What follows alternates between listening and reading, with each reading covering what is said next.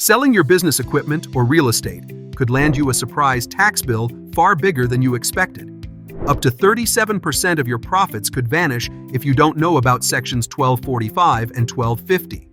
In this video, find out how depreciation recapture could hit you hard, and more importantly, how to avoid it. Let's dive into what you need to know before you make your next sale. Depreciation is the way businesses account for the wear and tear on assets like equipment or buildings over time. When a company buys a piece of equipment, for example, it spreads out the cost by taking deductions each year based on how long that asset is expected to last. This reduces taxable income, which means lower taxes during those years. Now, depreciation recapture comes into play when that asset is sold. The IRS wants back some of the tax savings that were claimed over the asset's life. If the asset sells for a gain, part of that profit is taxed differently, based on how much depreciation was deducted earlier. This is called depreciation recapture. It's important to understand because when selling assets, sections like 1245 and 1250 decide how much of that depreciation gets taxed at higher ordinary income rates, rather than at the more favorable capital gains rates. Knowing this can help you plan better for taxes when selling business property.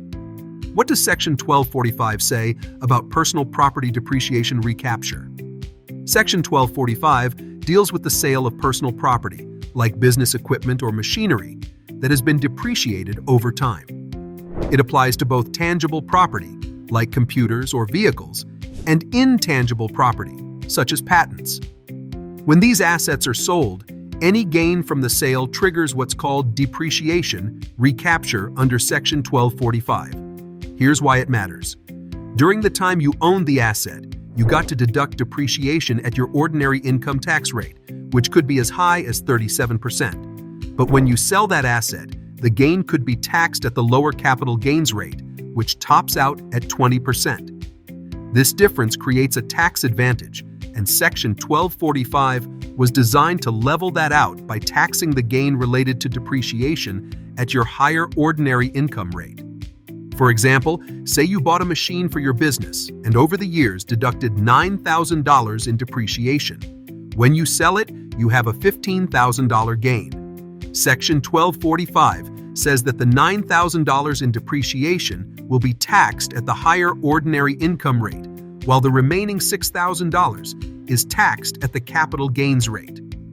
This section applies to both business and investment property, as long as the asset was used for income-producing purposes.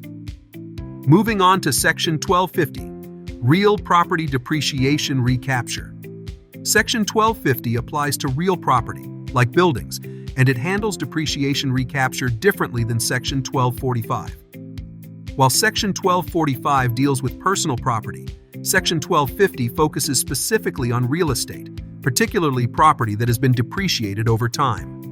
Before 1987, real estate could be depreciated using an accelerated method, meaning you could take larger deductions earlier in the asset's life. After 1987, the Tax Reform Act changed this, requiring straight-line depreciation for real property, which spreads the deductions evenly over time. This means Section 1250 only applies to properties with accelerated depreciation from before 1987. Let's say you have a building bought before 1987. Over the years, you took accelerated depreciation, allowing bigger deductions early on. If you sell that building at a gain, Section 1250 kicks in. The amount of gain equal to the accelerated depreciation taken must be recaptured and taxed as ordinary income. Any remaining gain is taxed at the lower capital gains rate, similar to Section 1245, but specific to real estate.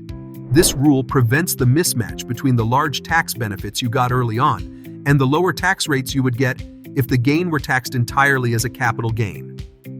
Here are some of the key differences between Section 1245 and Section 1250. When comparing Section 1245 and Section 1250, the first big difference is the type of property each one covers. Section 1245 deals with personal property, things like machinery, equipment, or even patents. Section 1250, on the other hand, applies to real property, particularly buildings or structures. The way depreciation is handled also sets them apart. Section 1245 recaptures all the depreciation that was taken on the property, no matter how it was depreciated. This means if you sell equipment, for example, all the depreciation you've claimed will be taxed as ordinary income.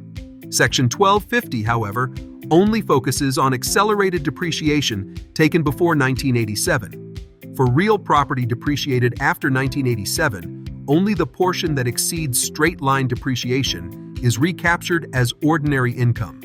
As for tax rates, under Section 1245, any gain up to the amount of depreciation is taxed at your ordinary income rate, which can go as high as 37%. In contrast, Section 1250 generally recaptures the accelerated depreciation portion at ordinary rates, but any remaining gain is taxed at the lower capital gains rate, typically around 20%. For example, selling equipment under Section 1245 would see most of your gain taxed at ordinary rates, while selling a building under Section 1250 would result in a mix of ordinary and capital gains tax rates.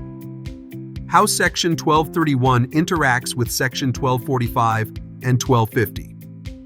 Section 1231 deals with the sale of depreciable property used in a business, like equipment or real estate, and it helps turn those gains into long-term capital gains if the property was held for more than a year. This is beneficial because long-term capital gains are generally taxed at a lower rate than ordinary income. However, before you can enjoy those lower rates, Sections 1245 and 1250 come into play. When you sell business property, the first thing that happens is depreciation recapture. For personal property, Section 1245 requires that any depreciation claimed on the asset is taxed as ordinary income. For real property, Section 1250 does the same, but only for the portion of depreciation taken above the straight-line method for assets bought before 1987. Once the depreciation recapture is handled, Section 1231 kicks in. Any remaining gain after the recapture is netted against other Section 1231 gains and losses. If, after netting, there's a gain, it gets treated as a long-term capital gain, which is taxed at a lower rate. For example, if you sell equipment and real estate, the depreciation recapture from Section 1245 and 1250 is taxed at ordinary rates first, but the remaining gains can qualify as Section 1031 gains, giving you the capital gains tax treatment.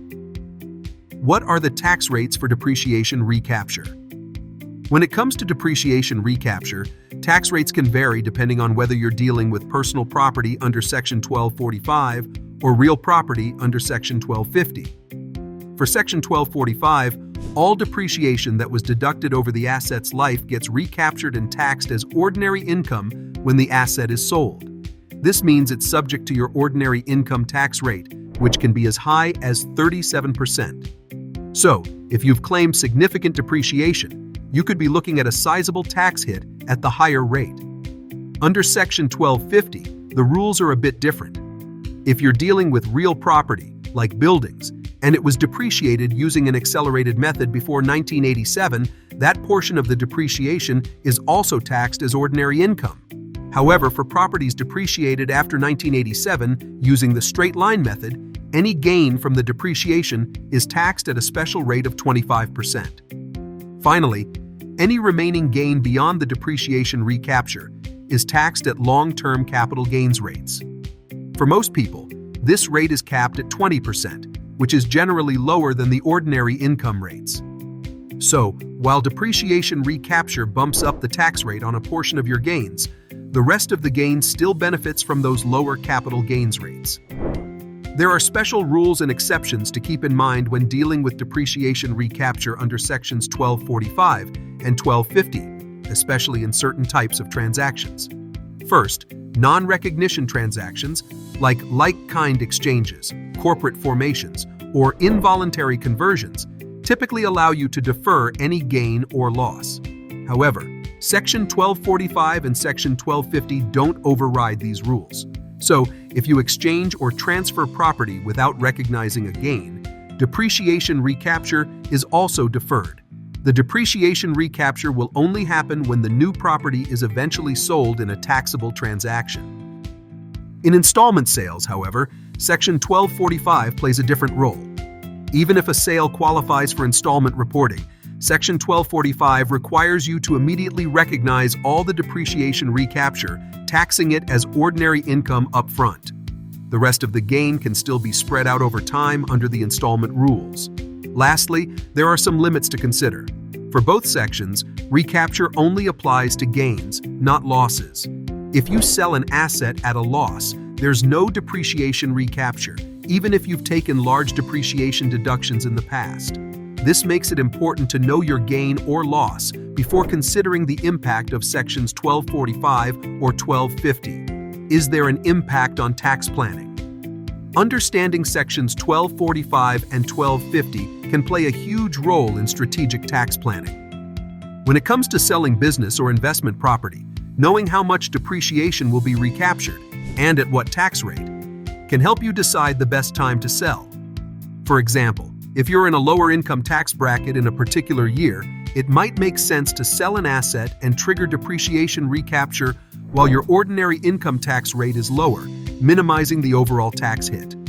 It's also important to avoid common mistakes when calculating depreciation recapture.